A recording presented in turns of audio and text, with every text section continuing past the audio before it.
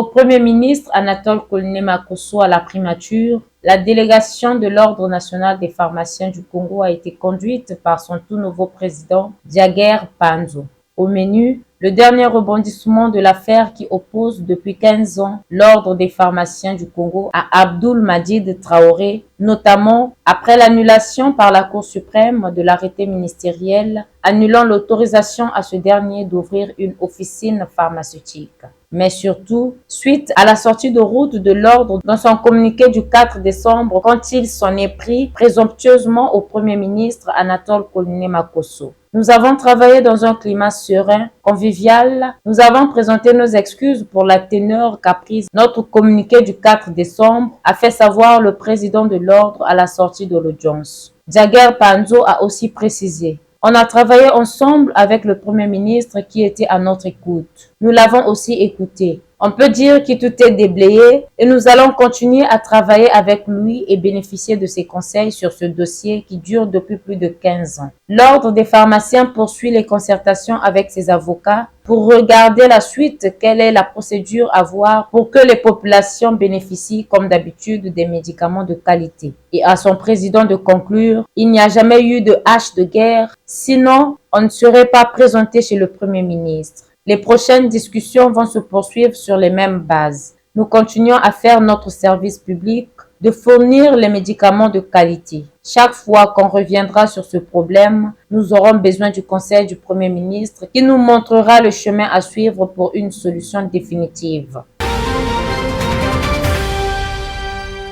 Face à la crise éducationnelle que traverse le monde, la Banque mondiale apporte sa pierre à l'édifice pour soutenir l'évolution du système éducatif congolais à travers un projet centré sur l'amélioration des compétences des élèves dès le préscolaire. Le monde fait face à ce que nous appelons une crise de l'éducation. Nous avons de plus en plus de jeunes qui vont à l'école.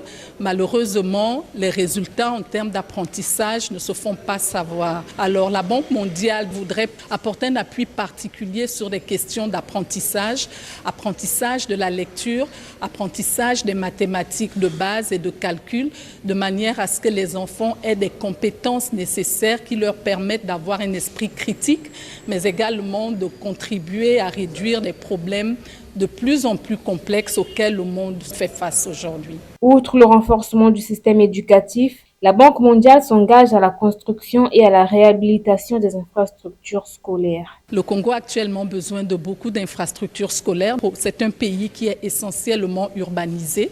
Monsieur le ministre a souligné la nécessité de construire un peu plus d'écoles déjà dans la ville de Brazzaville et la ville de Pointe-Noire, dans lesquelles le ratio entre le nombre d'élèves et de salles de classe reste élevé.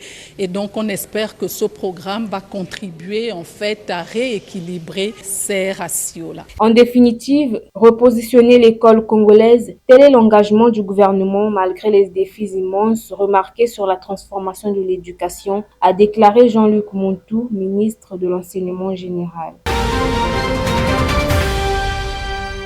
Poursuite dans les arrondissements de la capitale économique de la campagne nationale de vaccination contre la poliomyélite lancée le samedi 9 décembre dernier. La tranche d'âge des enfants concernés est de 0 à 5 ans. La poliomyélite est une maladie contagieuse causée par un virus appelé le poliovirus. Elle envahit le système nerveux et entraîne les paralysies irréversibles. À cet effet, les parents devraient ouvrir grandement les portes de leur maison aux agents de santé afin d'accéder aux enfants pour les vacciner contre la poliomyélite. Notons que les centres de santé seront disponibles pour recevoir tous les enfants qui n'auront pas reçu leur vaccin à domicile. Ceci est un message du ministère de la Santé et de la Population en collaboration avec ses partenaires.